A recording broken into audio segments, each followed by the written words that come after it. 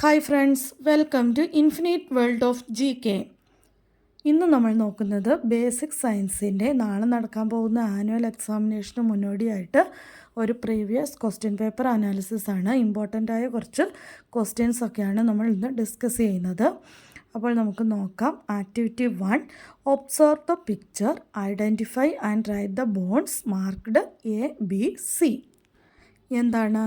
ചിത്രം നിരീക്ഷിച്ചിട്ട് ABC എന്ന് mark ചെയ്തിരിക്കുന്നത് ഏത് അസ്ഥികളാണെന്ന് എഴുതാനാണ് ചോദ്യം.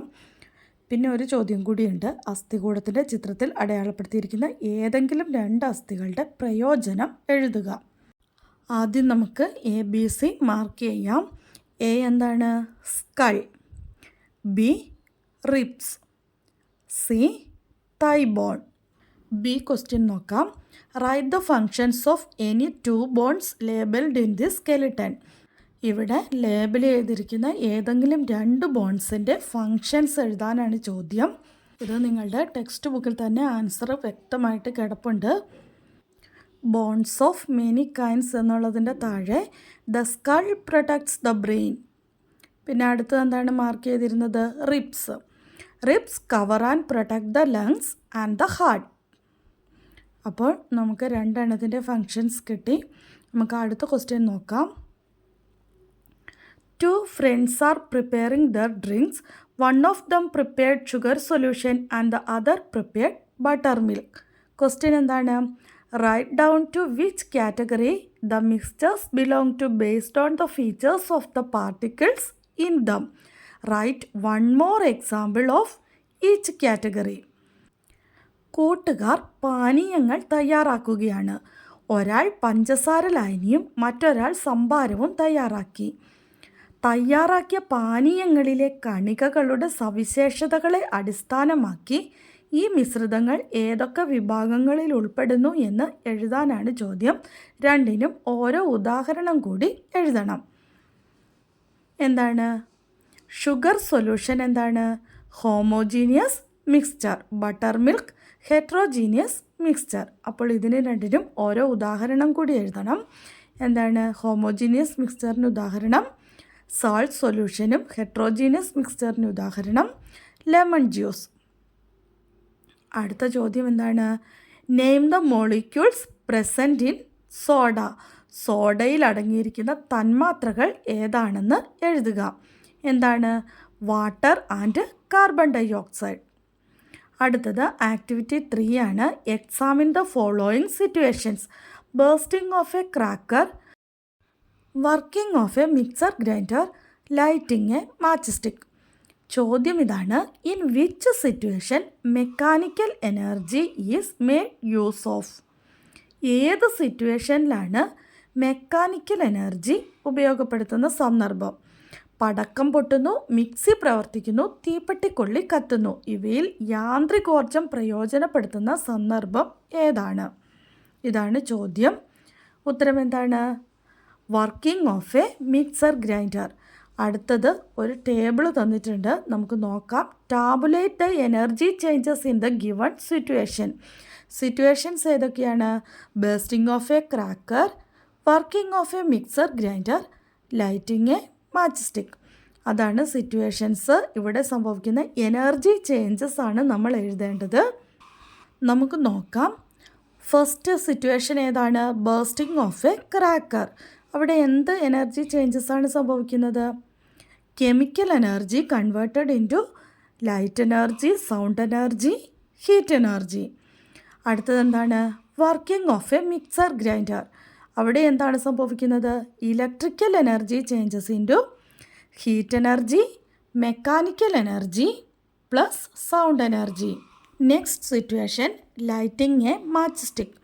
ഇവിടെ എന്താണ് സംഭവിക്കുന്നത്? Chemical energy changes into light energy, heat energy and sound energy. ഇതാണ് ഇവിടെ സംഭവിക്കുന്ന എനർജി മാറ്റം അല്ലെങ്കിൽ എനർജി ചേഞ്ചസ്. അടുത്ത ആക്ടിവിറ്റി നോക്കാം. Observe the illustration. എക്കോ സിസ്റ്റമാണ് തന്നിരിക്കുന്നത്. അതിന് ചുറ്റിനും ബാക്ടീരിയ, സ്നേക്ക്, എയർ, പാടി, സോയിൽ, വാട്ടർ, സൺലൈറ്റ് എന്നിങ്ങനെ കൊടുത്തിട്ടുണ്ട്.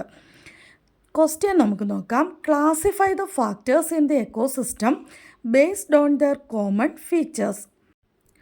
ആവാസ വ്യവസ്ഥയിലെ ഘടകങ്ങൾ ഉൾപ്പെട്ട ചിത്രീകരണം നിരീക്ഷിച്ചല്ലോ. ഇവയെ പൊതു സവിശേഷതയുടെ അടിസ്ഥാനത്തിൽ തരം തിരിച്ച് പട്ടികപ്പെടുത്തുക. ഇതാണ് ചോദ്യം. നമുക്ക് നോക്കാം. എക്കോസിസ്റ്റത്തിനെ കോമൺ ഫീച്ചേഴ്സിൻ്റെ അടിസ്ഥാനത്തിൽ നമ്മൾ തരംതിരിക്കുകയാണെങ്കിൽ ബയോട്ടിക് ആൻഡ് എബയോട്ടിക്. ബയോട്ടിക്കിൽ ഏതൊക്കെയാണ് ഉൾപ്പെടുന്നത്? ജീവനുള്ളവയാണ് അല്ലേ? Bacteria, snake, paddy. എബയോട്ടിക് ജീവനില്ലാത്തവയാണ് sunlight, air, soil and water. ഒരു ക്വസ്റ്റ്യൻ കൂടിയുണ്ട്. Write the importance of maintaining and preserving the factors in the ecosystem.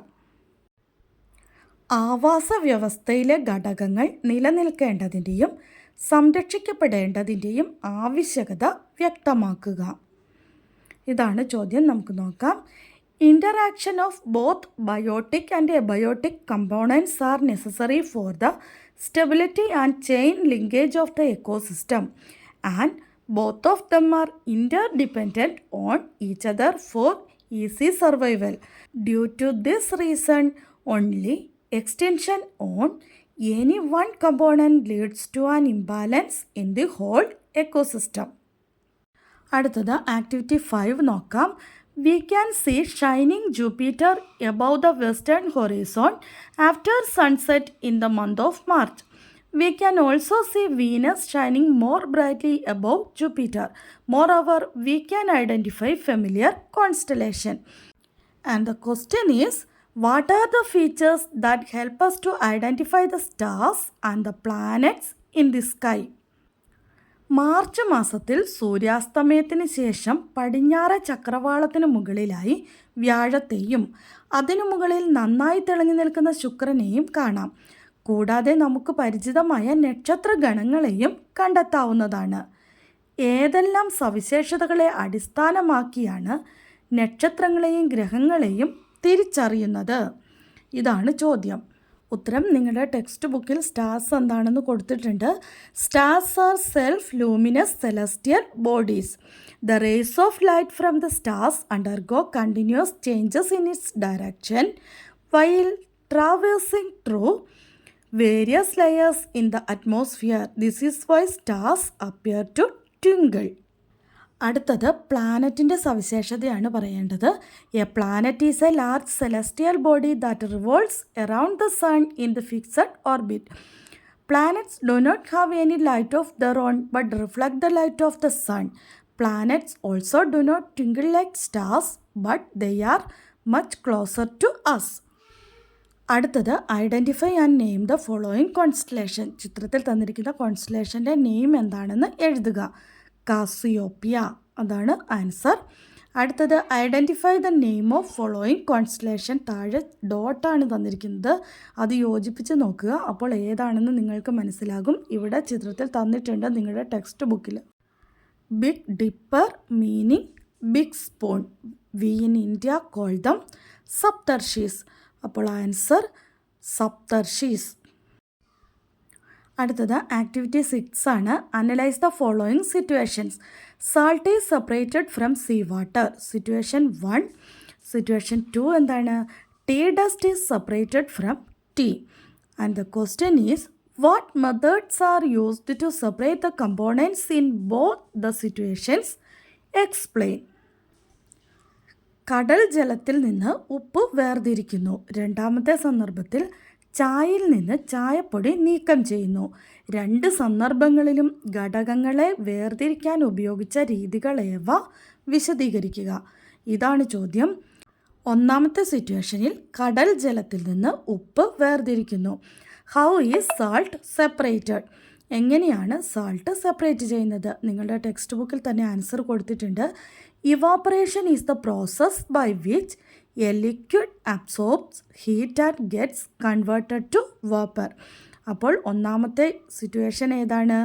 Evaporation. Explain ചെയ്യാൻ പറഞ്ഞു. അപ്പോൾ നമ്മൾ ഇതും കൂടി എഴുതി കൊടുക്കണം. അടുത്ത സിറ്റുവേഷൻ ഏതാണ്? ചായയിൽ നിന്ന് ചായപ്പൊടി നീക്കം ചെയ്യുന്നു. ഏത് പ്രോസസ്സാണ്? ഫിൽട്രേഷൻ. അപ്പോൾ എക്സ്പ്ലെയിൻ ചെയ്തു കൊടുക്കണം. Filtration is the process of separating the constituent particles of A mixture using A sieve. അപ്പോൾ ഇതാണ് ആൻസർ. അടുത്ത ക്വസ്റ്റ്യൻ നോക്കാം. Why do we say that the septic tank should be at least 7.5 meters away from the well? Septic tank കിണറിൽ നിന്നും 7.5 meter അകലെ നിർമ്മിക്കാവൂ എന്ന് പറയുന്നതിൻ്റെ കാരണം എന്താണെന്നാണ് ചോദ്യം. എന്താണ്? Water in the well to get contaminated if the septic tank is close to the well. Septic ടാങ്കും കിണറും വളരെ അടുത്താണെങ്കിൽ വാട്ടർ പെട്ടെന്ന് തന്നെ കണ്ടാമിനേറ്റ് ആകാനുള്ള ചാൻസ് വളരെ കൂടുതലാണ്. അതുകൊണ്ടാണ് 7.5 meter ദൂരെ വയ്ക്കണമെന്ന് പറയുന്നത്. അപ്പോൾ അടുത്ത ക്വസ്റ്റ്യൻ നോക്കാം. Different body parts and there characteristics are listed below. Read dum. Arrange the table in A correct order. Body parts തന്നിട്ടുണ്ട്, ജോയിൻസ് ഏതാണെന്ന് തന്നിട്ടുണ്ട്, ക്യാരക്ടറിസ്റ്റിക്സ് തന്നിട്ടുണ്ട്. ഇവ തെറ്റായിട്ടാണ് തന്നിരിക്കുന്നത്. നമ്മൾ അവയെ കറക്റ്റ് ചെയ്ത് ഓർഡറിലാക്കി കൊടുക്കണം. ബോഡി പാർട്സ്, ജോയിൻസ്, അവയുടെ ക്യാരക്ടറിസ്റ്റിക്സ് നന്നായിട്ടൊന്ന് വായിച്ച് നോക്കുക. അപ്പോൾ നമുക്ക് പെട്ടെന്ന് തന്നെ മനസ്സിലാകും തെറ്റിച്ച് തന്നിരിക്കുന്നത് എങ്ങനെയാണിത് കറക്റ്റാക്കി കൊടുക്കേണ്ടതെന്ന് മനസ്സിലാകും. നിങ്ങളുടെ ടെക്സ്റ്റ് ബുക്കിൽ ഇവിടെ തന്നിട്ടുണ്ട്, അത് ഞാനിവിടെ കൊടുത്തിട്ടുണ്ട്. നമുക്ക് തന്നിരിക്കുന്ന ഒന്നാമത്തെ ബോഡി പാർട്ട് നീ ആണ്. ജോയിൻ്റ് ഏതാണ്? Hinge joint. Moved only in one direction. Next one നെക്കാണ്. പിവോട്ട് ജോയിൻ്റ് ആണ്. Can be moved in both direction. അങ്ങനെയാണ് ശരിയാക്കി കൊടുക്കേണ്ടത്. അടുത്തത് എന്താണ്? ഷോൾഡർ ജോയിൻ്റ് ആണ്. Ball and socket joint. Can be moved in many directions. അപ്പോൾ ഇതുപോലെ കറക്റ്റായിട്ട് എഴുതി കൊടുക്കണം. ഇവിടെ നമ്മുടെ ക്യാരക്ടറിസ്റ്റിക്സ് കുറച്ച് ഇലാബറേറ്റ് ചെയ്ത് എഴുതി തന്നിട്ടുണ്ട് ടെക്സ്റ്റ് ബുക്കിൽ. നമുക്ക് ക്വസ്റ്റ്യൻ പേപ്പറിൽ തന്നതുപോലെ എഴുതിയാൽ മതി. അടുത്ത ക്വസ്റ്റ്യൻ നോക്കാം. Look at the picture of the hip joint. Hip ജോയിൻറ്റിൻ്റെ ഒരു ചിത്രം ഇവിടെ തന്നിട്ടുണ്ട്. Write the procedure and materials needed for making a model of this joint using easily available objects. എളുപ്പത്തിൽ ലഭിക്കാവുന്ന വസ്തുക്കൾ വെച്ചിട്ട് ഒരു ഹിപ്പ് ജോയിൻറ്റിൻ്റെ മോഡൽ തയ്യാറാക്കുന്നത് എങ്ങനെയാണെന്ന് നമ്മൾ എഴുതണം. എന്തൊക്കെയാണ് ഉപയോഗിക്കുന്നതെന്നും അതിൻ്റെ പ്രൊസീജിയറുമാണ് എഴുതേണ്ടത്. Materials required: cardboard, 2 plastic ball hollow inside, a stick. Method എഴുതി കൊടുക്കാം. Cut 1 ball into half and attach into a hip-shaped cardboard. The full ball is glued into the end of a stick. Insert the full ball into the half-cut ball. This is the hip joint model. ഇങ്ങനെ നമ്മൾക്ക് എഴുതി കൊടുക്കാം. നിങ്ങൾക്ക് നിങ്ങളുടേതായ രീതിയിൽ ഇഷ്ടമുള്ളതുപോലെ എഴുതി കൊടുക്കാം. അടുത്ത ചോദ്യം. Draw the picture of a U magnet and bar magnet and mark their poles. ഒരു യു മാഗ്നറ്റിൻ്റെയും ബാർ മാഗ്നറ്റിൻ്റെയും പിക്ചർ വരച്ച ശേഷം പോൾസ് അടയാളപ്പെടുത്താനാണ് ചോദ്യം. ഇവിടെ തന്നിരിക്കുന്ന ചിത്രത്തിലേതുപോലെ ഒരു ബാർ മാഗ്നറ്റും യു മാഗ്നറ്റും വരച്ചിട്ട് നോർത്ത് സൗത്ത് പോൾസ് അടയാളപ്പെടുത്തി കൊടുക്കുക. അടുത്തത് ഒബ്സർവ് ദ പിക്ചർ. ഇവിടെ ഒരു പിക്ചർ തന്നിട്ടുണ്ട്, അത് നന്നായിട്ട് നോക്കുക.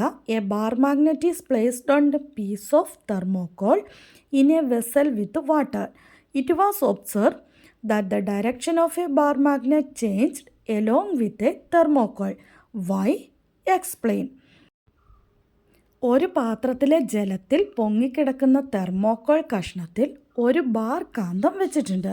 അപ്പോൾ ബാർ കാന്തവും തെർമോകോൾ കഷ്ണവും ഒരുമിച്ച് ദിശ മാറുന്നതായി കണ്ടു.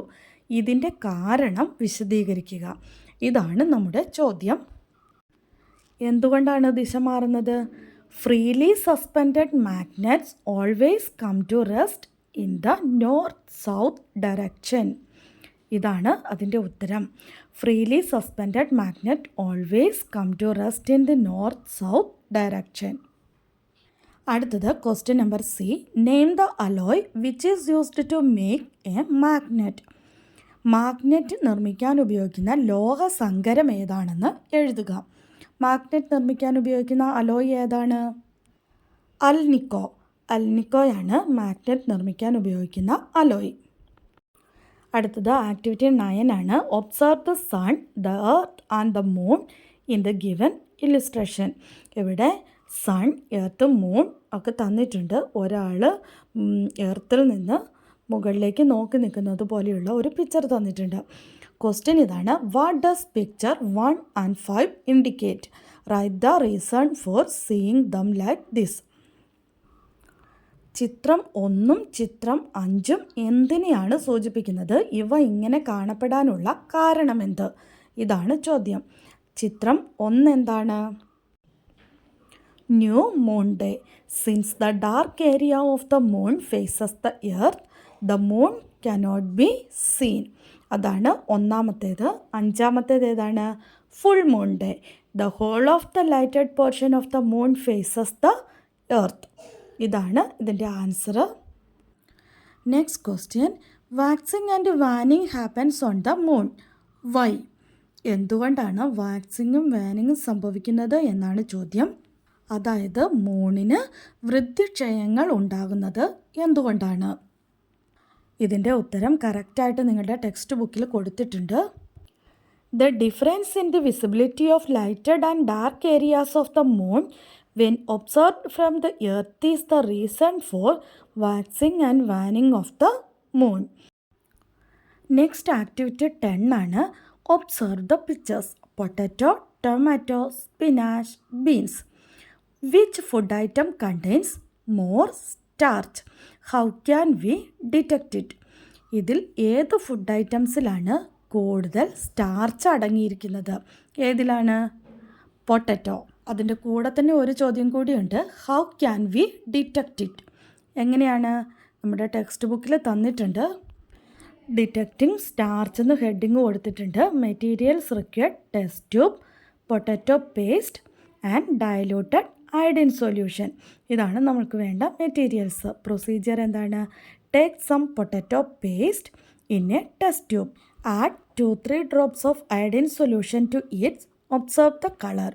A deep blue color is formed, means it contains starch. Deep blue colour form ആയിട്ടുണ്ടെങ്കിൽ അതിൽ സ്റ്റാർച്ച് അടങ്ങിയിട്ടുണ്ട്. ഒരു ബി ക്വസ്റ്റ്യൻ കൂടിയുണ്ട്. Write the components of carbohydrate. കാർബോഹൈഡ്രേറ്റിൻ്റെ കമ്പോണൻസ് ഏതൊക്കെയാണെന്ന് എഴുതുക. അതും ടെക്സ്റ്റ് ബുക്കിൽ തന്നെ തന്നിട്ടുണ്ട്. Carbohydrate is made up of carbon, hydrogen and oxygen. Its chief function is to provide energy for physiological activities. Starch, sugar, glucose and cellulose are different forms of carbohydrate. അങ്ങനെ നമ്മുടെ questions കഴിഞ്ഞിരിക്കുകയാണ്. അപ്പോൾ എല്ലാവർക്കും വിജയാശംസകൾ. എല്ലാവരും നന്നായി പഠിച്ച് എക്സാം എഴുതണമെന്ന് ഓർമ്മിപ്പിക്കുന്നു. Thanks for watching.